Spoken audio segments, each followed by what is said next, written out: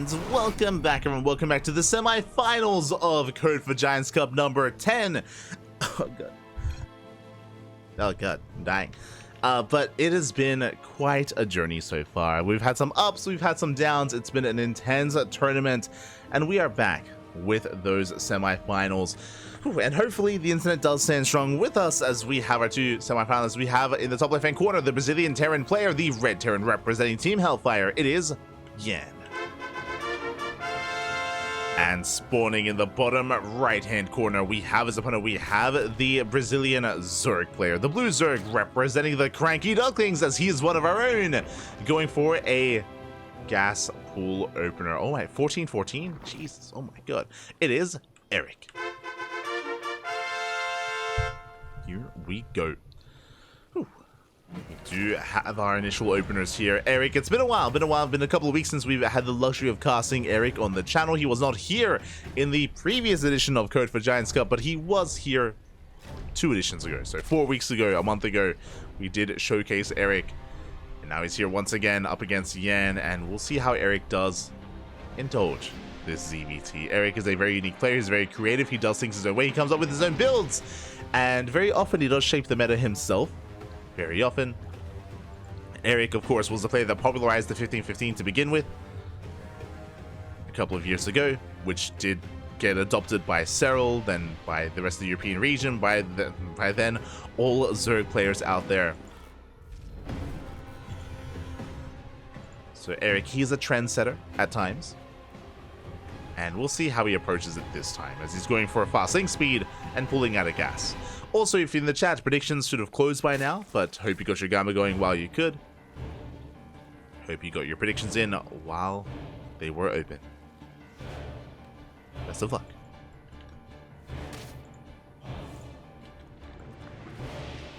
So now we do have our CV scout into the main, trying to get a read on what's going on. Dipping in does get eyes on the lack of additional gases, lack of additional gas mining. And Erik's expansion is quite late. Remember, the expansion was delayed in favor of link speed, but we don't have that many links to work with. So an interesting start here by Erik. Back at home, Yan opening up Marine first, does skip the Reapers, so limited scouting here for Yan. If Erik did go into additional gases into Roaches, for example, Yan would have no idea, but Erik is just going to be mainlining over, saturating his natural, and getting into a longer game state. Go.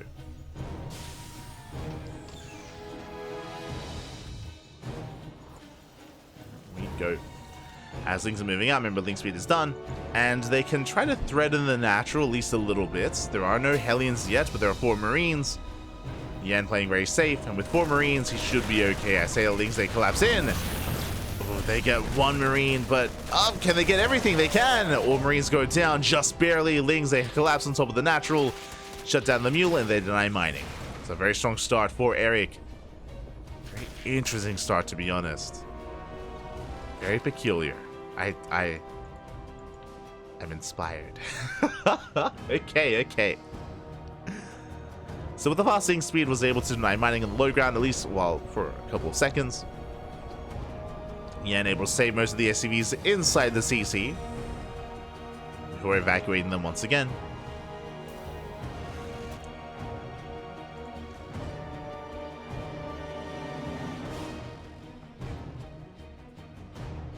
Yan trying to gain map control behind this, going to a 1-1-1 into a fusion core. Now, if you were here earlier, you would have seen Yan go into mech in game 1 against Dorminoko.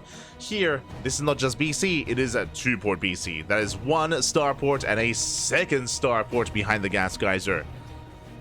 Yan, he's doubling down. He's crazy. 2-port BC. A battlecruiser on the horizon. Meanwhile, Erik is in the dark. Erik has no idea. Erik has links out on the map, but Hellions likewise, they will distract, they will dip in. They will keep Erik's attention back at home while Yan gets away with a wild build. The tech lab is late.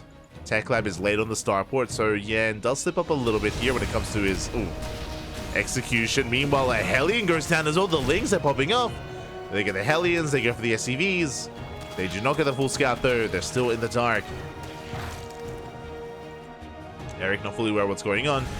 Back across the map, Erik shutting down the Hellions. And Erik's drone count is looking decent. He's on a 2-base economy, getting into a lair, getting into gases, but his queen count is quite low. That is what I'm concerned about. Erik does often play with a lower queen count as he's, you know, so Ling aggressive and so drone light. A Spire on the way. Erik, the read is insane. I mean, Spire is going to work amazingly here for Erik. Lings are moving out, but before this, the Spire takes a long time is the problem. Spire takes a long time, and the BC's almost done, and no spores. No spores, limited queens. Erik is going to be in trouble. Lings, they confirm the Hellions, they had denied entry into the main. And Yen is supply blocked. Now is not the time. Oh, that's a brutal supply block as well. The depot just started. Ay, ay, ay. Yeah, 2 depots on the way. BC is still not started. And if Yen is waiting for the BC, that means he's not going to move out. That means that Erik gets away with the Spire. The Spire will finish in time, thanks to the supply block. Ay, ay, ay. Alien zipping in, Ling's in position. Erik going for the dive, going for the surround. And we'll catch out the Hellions. We'll clean them up. Yan cold on creep. Still committed to an armory, to mech. Additional Hellions and BCs. Meanwhile, Erik going into Muta. Now, what I will say is that Mutas can deal with a low amount of BCs, but only low amounts. As long as they get in once again, they confirm still more Hellions. Erik should be more so aware of what's happening.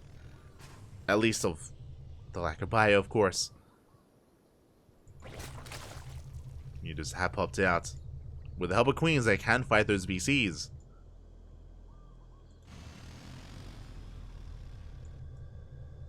The boys are being pulled to repair. Let's go. A couple of boys are being pulled. I'm assuming to repair. Well, they're headed in a similar direction. They'll get there. Mutas, they go for a base trade. Yeah, this hatchery's under fire at the same time. Mutas, they go for the natural. SCVs are going down. BCs, they teleport back home. Which means they're not across the map. Which means the Queens and Lings will defend.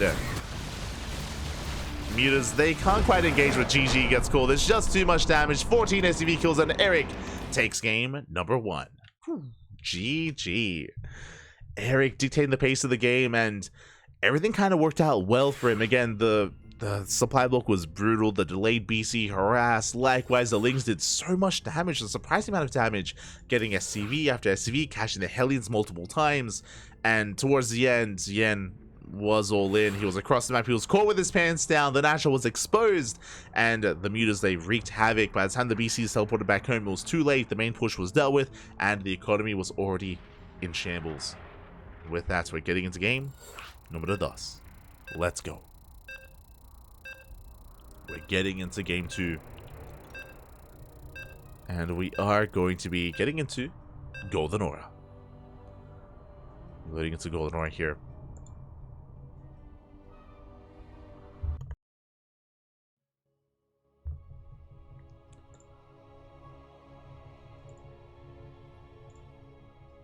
And we'll see if Yan can bounce back, and then we'll see if he can keep up with the chaos that is Erik. As spawning in the top left-hand corner of Golden Aura, we have the Brazilian Terran player, the Red Terran, representing Team Hellfire. It is Yan.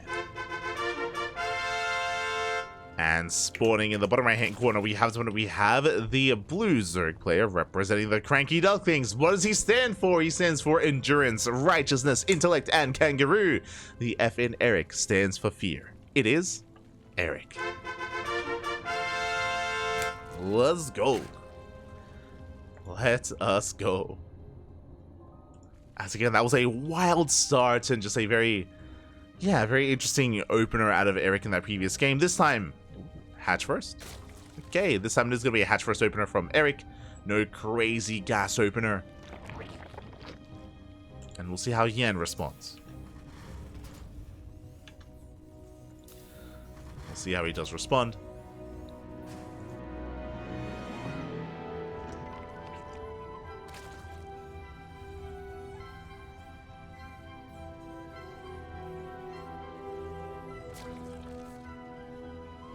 Erik going hatch gas full. Standard opener. Okay, standard opener out of Erik. He's crazy.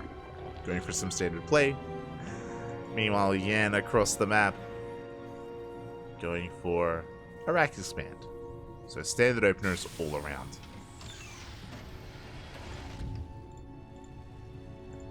So far everything looking as it should.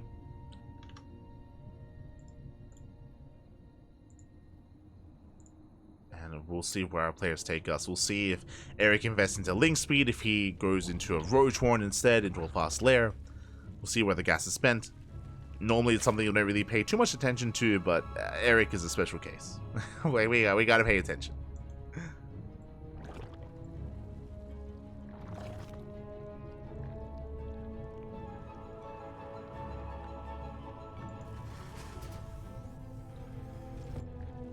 There we go, link speed. Erik does pull out. He pulls out a gas. Is investing into 6 lings. That is an extra pair of lings on the way. On the one hand, if this was any other player, I would say maybe just extra safetiness here for the Zerg, but I'm sure this is going to turn into some aggression from the Zerg player instead. But now dancing with the Reaper, threatening a dive. Yeah, lings are getting low. Reaper gets into the mineral line, dipping into the main. The Queen is in position.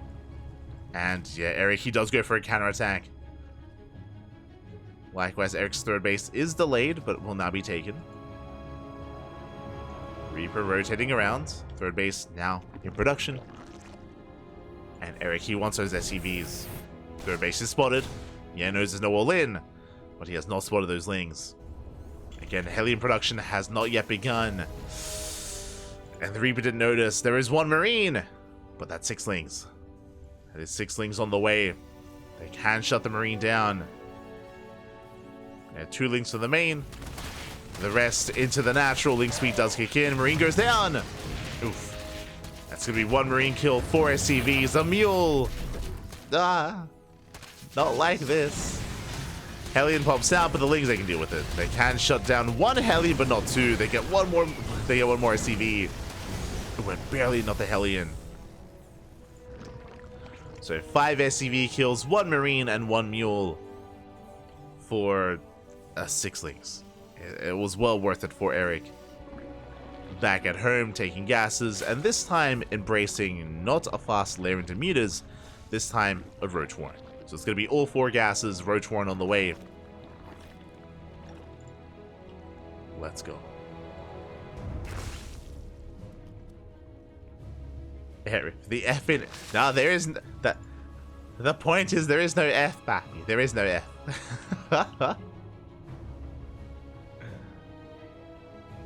No F, Bappy. No F.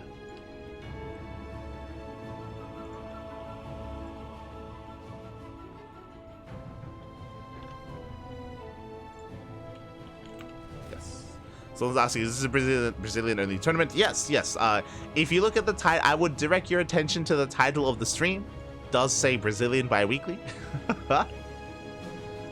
As often is the case, the stream title will answer all of your questions. It will give financial advice and direct you if you're ever lost. Tells you where to go. It's great. It's crazy. It's crazy. As it's getting to the main reveals, nothing. There's no lair. There's no roach warren. This is a hatch-based all-in, and the roaches are moving out across the map. It's going to be literally just purely ling roach. No roach speed either. The army is spotted. No saturation at the third. 38 drones. 4 gases. And what is it home to defend? Ooh, there's no banshees. There's no tanks. A bunker is on the way, but it just started. The bunker did just begin. And Erik, he's going to deny it. The bunker is denied. It is cancelled. Boys are being pulled. Hellion's getting caught out. And so far, the Roaches, they do step against the SCVs. The Marines will stand strong. But how many SCVs will survive? That is the question. So many Ravagers going to be morphing as well. As Erik, he loses 1 Roach so far. 2. But the Ravagers do finish, and Erik, he overwhelms. He breaks through. GG gets called, and Erik will take the series 2-0 and advance on to the grand finals. GG. We had some amazing mid to late game play between between Yan and Dorminoko. It was very close, very back and forth between those two. But here against Erik, Yan did struggle. Erik is a very aggressive player. He's very in your face, as you saw, very unpredictable. Game 1 and Game 2, we saw aggression in very different ways. And Erik did snowball out of control. He was able to catch Yan with his pants down. Yan did not scout the move out. He did not scout the roaches until it was too late. By the time he did, there was nothing at home to defend. Purely Marines and not much else. And with that, GG, well played. Erik will make it to the Grand Finals. And it's going to be a best of 5 between Erik and YanXII. Let's go. It's going to be a best of 5 ZvP.